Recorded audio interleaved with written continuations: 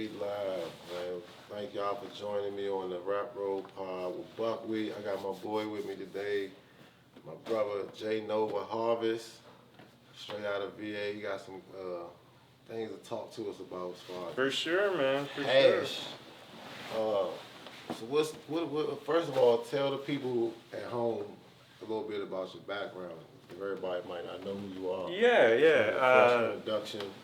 Yeah. So I've been in VA for probably 15 years. I was Air Force guy stationed here at Andrews. Got Okay. out, and then when I got out, started messing with cannabis. Started, growing for myself in the house a little bit, really poorly for a long time. I would pop seeds and it wouldn't work out and blah blah blah blah.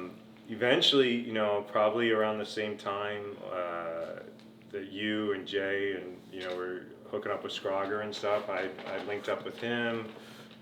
And then that was kind of the catalyst. Once I started seeing other people making soil and growing shit, I was like, yeah, I can do this. Circle. I can do this. Yeah. What did you start growing? What was your entry point in your seeds? Did you start with FEMs, autos? Did you start with some bag seeds? They were photo period seeds that someone had given me. It was a military guy, and they were from Amsterdam, and they had where it was train wreck, Afghan something. It was 3 or 4 old seeds, and they were probably old when I had them too. Mm. And I think those were the first things that I grew out.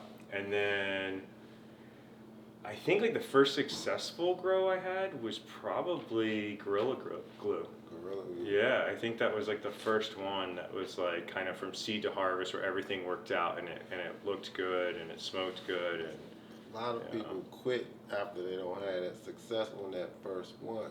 Yeah, you know what I'm saying? So what made you kind of keep going after not being successful initially? 'Cause it's I feel like a lot of people, if they don't succeed on the first one, they give it all up. And For if sure. they do, they kind of go all in.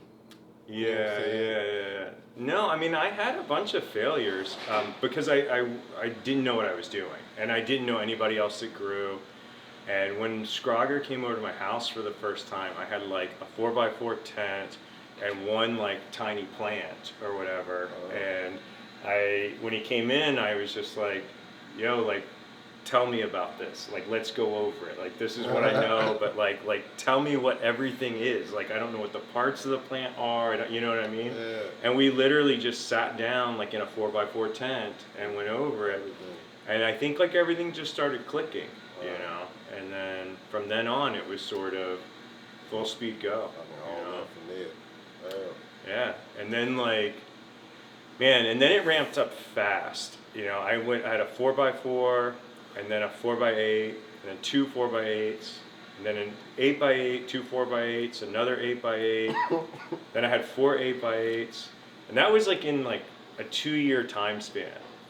And then man, after all that was going on, COVID happened, and then I had a farm, and I went out to California and leased a farm with a buddy, and to be honest with you, Scrogger and the DC guys, that was the spark, but NorCal, that was the education for real. That's your, that's where you really learn.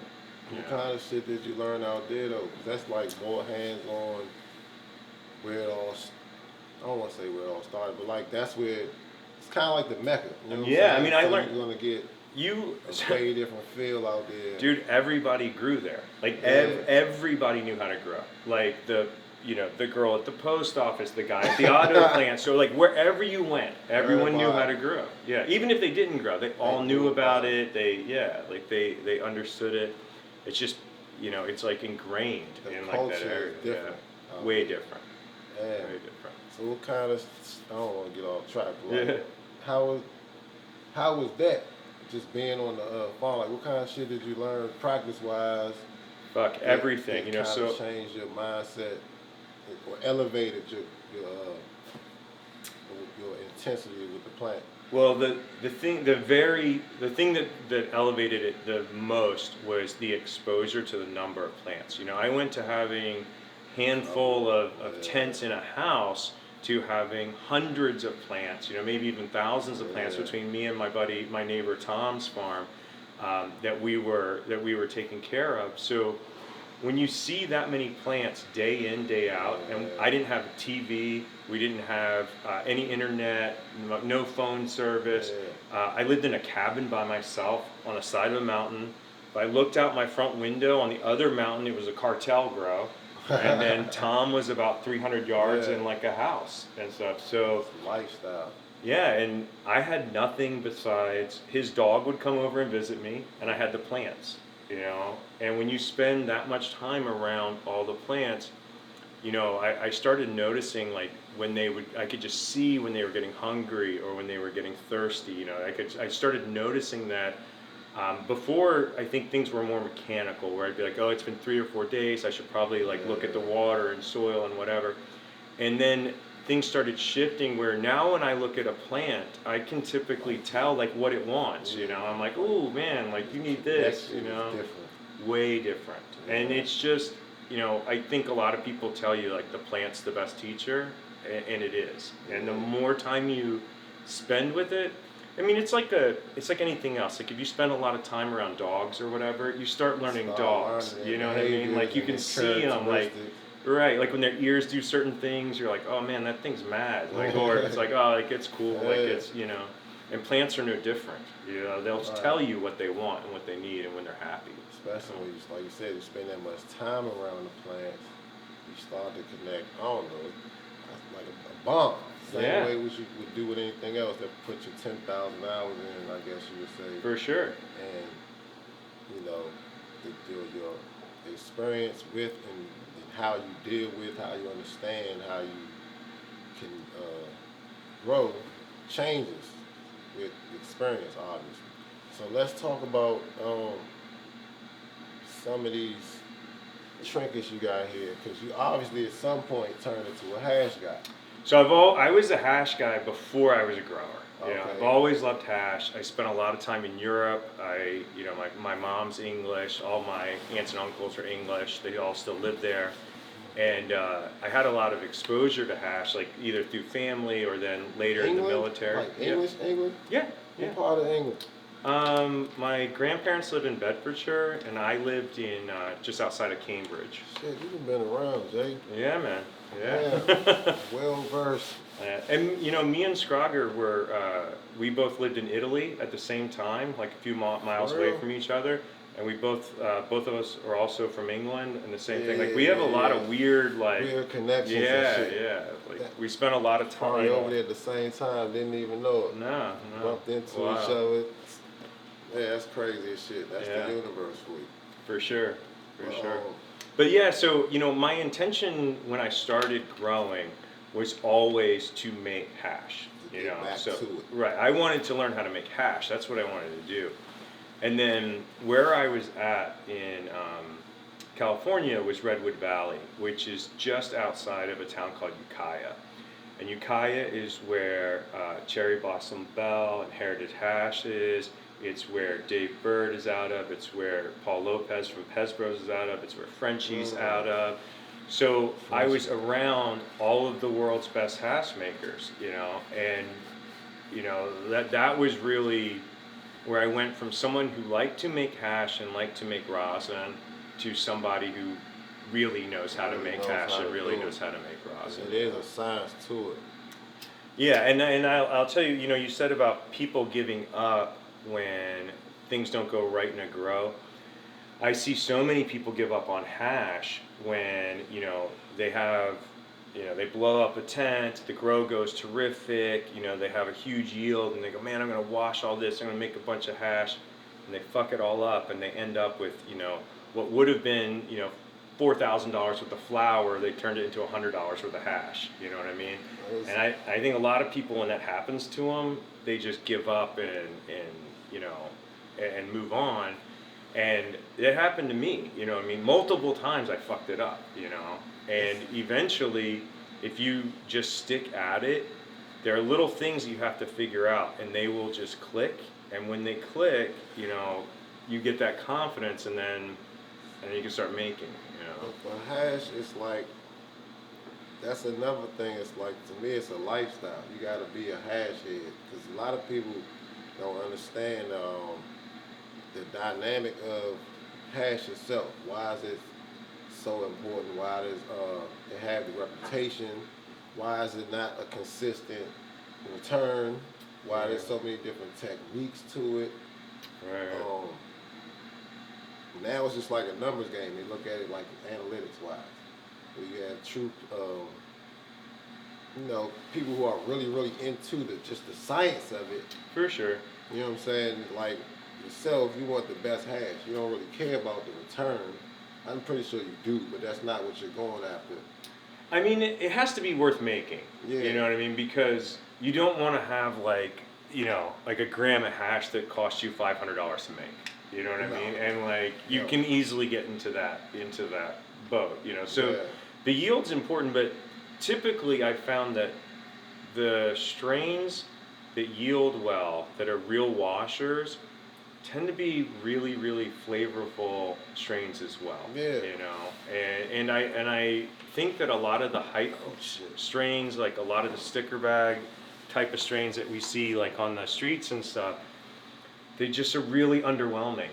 Pretty much every popular strain in DC, I'm just like, it's not a washer. But explain the different types of hash though. So you have the temple balls, you have your rosin, pressed hash, rosin. It's another form somebody was just showing me not too long ago. Start with a P. Paella. I want to say Eddie know the name of it. It's a different. It's like a frozen brick. Oh yeah. It looks like. I mean, I want to say it starts with a P. Every type of hash has its strengths and weaknesses and drawbacks. Mm-hmm. In its most simple form, if you just go out into a field and start massaging, ripe buds, what's on your hand is hash, right? Yeah, it's not technically hash, it is hash. Right. That's hash, because all hash really is just a collection of trichomes, right? Yeah. And when we extract hash, whether we're drying it and sifting it through a screen, or if we're freezing it when it's fresh off the plant and then washing it and then turning it into bubble hash, they're all a little different. And I'll tell you, my preference, my favorite form of hash is really like traditional pressed hash. And so I love washed hash that is air dried, and that's it, and then smoking that bubble when it's full melt. Like that's my favorite. These are just different processes of making hash itself, and it then turns into a different form. They do, and they all like when hash is air dried, there's something magic that happens with that cure. Like when you cure a flower and you cure it properly, like you hang it, perfect environment for 4 weeks and it's just ready to smoke. You don't have to put it in a jar, you don't have to do anything, it's just ready to go. It just tastes, there's something like special about it. And I kind of think that like air dry hash is sort of like that. It's a little more difficult than just sticking it in a freeze dryer. There's plus and minuses to everything, but flavor. Yeah, that flavor of really nice air dried hash like that, the bubble, that's one of my favorites for sure. And then, but I typically wash everything, throw it into a freeze dryer, and then I press it and make rosin. Like that's my go-to.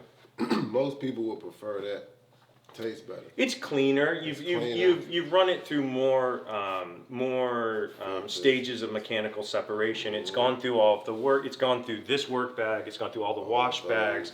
It's been dried. It's been microplaned. It's been put into a couple different rosin bags and then forced through that. So when you're done, I mean, there's very little contaminants inside of it. Yeah, but you're gonna have less as well. So there's your plus and minus to all different process. Yeah. Well, we have a couple jars here, and we were talking about it before, and I don't know if the cameras will be able to pick up on this at all. You might be able to see the color in it. But this is fairly dark, and this is including the 25 all the way up to the 190. So that's like the smallest micron bag all the way up to one of the largest. And the nose on it is really, really, really nice. This one is stronger than me though. Well, and this is also fresher. So that one's totally cured, and this one is still partly fresh press.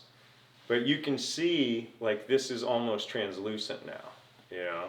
And the nose will come out in a day or two on that. And this one, to me, when it's in that form of this particular strain, tell me that doesn't smell like bananas and pineapple. That's what it smells like to me. I know there's some funk and some stuff in it. This one's more. That one's stronger. This one's definitely stronger. This one's more subtle. But this is also fresh, so it's still in the cure. This is fully cured. Yeah, this is still working on it. Cure's gonna bring it back a little Yeah. This came out this morning and stuff, so it is fresh. Absolutely. I need to roll me a joint. Yeah, go for it. You're more than welcome to put some of this hash in there as well if you want.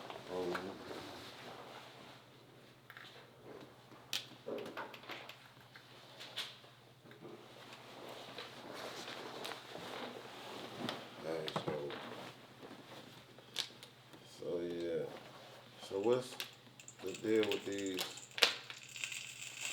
machines you got here, Jay? Alright. Cause you bought some toys. I did bring some toys. Some flavors. Yeah. See, that's that water I spilled in there. That's the portable bong right there. Yeah. It's not a bad little device. It's cheap. It's like $100 or something like that. It works pretty well. Gotta have. Oh yeah. Device. You always have to have your little toys. I need me a what's the one the little puff coat one I wanted. Yeah. Then they said you can't put the. I'm not sure. I don't want to say nothing wrong. But definitely. So. Yeah, so what's the name of these we got? You want me to tell you the story of how all this came together? Please. So, there's a company, I won't mention them just out of respect, but there's a company that makes a really killer washer. I was interested in it, and it's like $6 or $7 grand. And it's a smaller stainless washer than I had seen anybody else have. It was like, not really for home use, but it was, you know, it wasn't ridiculous. Like you could actually put it in your house, and it, you know, and it looked nice, and it was all stainless steel, and I was pretty excited about it. For the last few years, I've been hand paddling in like a bruteless setup, a big stainless steel vessel, and those. I mean, I like it. It's a really effective way, but it's a lot of labor, and when you're sitting there paddling 32 gallons over and over again by yourself. That's a lot of fucking work. It's a lot of work. So I get on this like website, and I'm trying to find out if anybody in China makes like the actual holding vessel that this other company used. And I was just gonna make my own vessel, right? So anyway, I start Googling, and I'm looking around, and I'm trying to find these parts, and I come across this company, and this guy Ryan, he's building exactly what I was trying to build for myself. So I reach out to him, and we have a conversation, and he said, you want to get on a call with me and my partner tomorrow? And I said, yeah. And that was like a Friday, and we get on a call, and I was working with them on Monday morning and stuff. Ryan's he ended up being local. Locally, he's in Ashburn and stuff, right? So I'm like looking for someone, right? I'm looking for someone in China, and I found a guy in Ashburn. It's local. Yeah, like doing the same exact like shit 15 minutes from my house.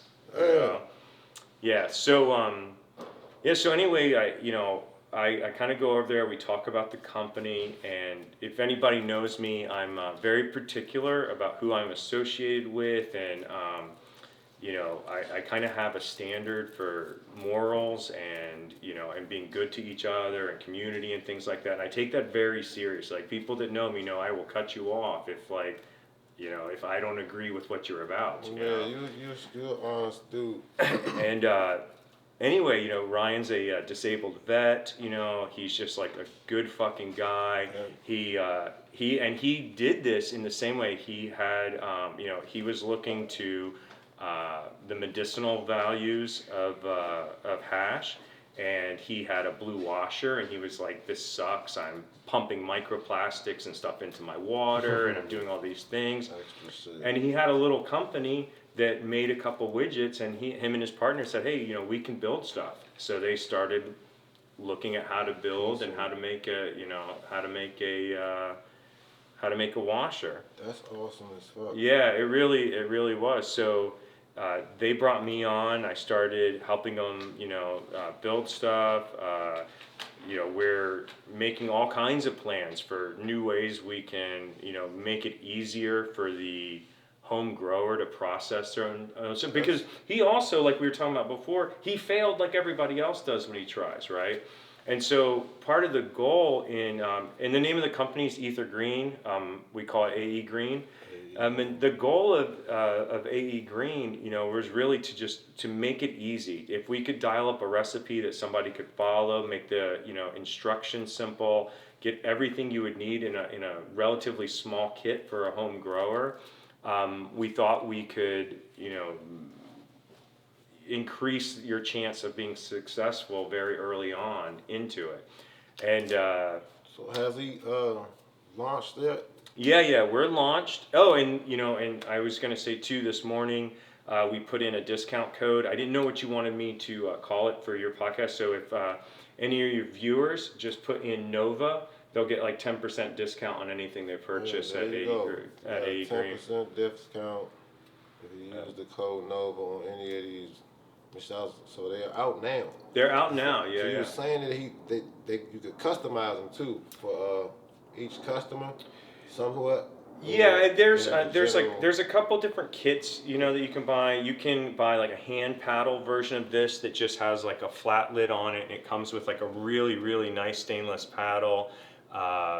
You can order just like the bubble bag set. This is a rinse station here.